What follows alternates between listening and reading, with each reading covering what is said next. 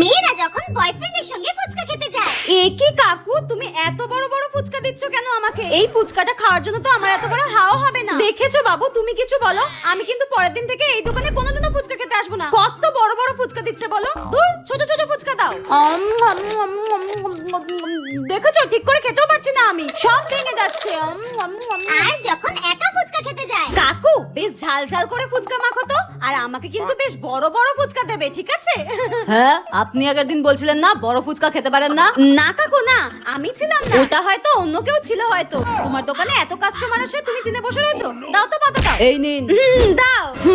এ কি কাকু, এরকম টিকটিকি ডিমের সাইজের ফুচকা দিচ্ছ কেন? বড় বড় ফুচকা দাও। আগেই তো বললাম এত ছোট ছোট ফুচকা আমি খাই না, বড় বড় ফুচকা দাও, নইলে কিন্তু টাকা দেবো না। যত সব বড় বড় ফুচকা দাও।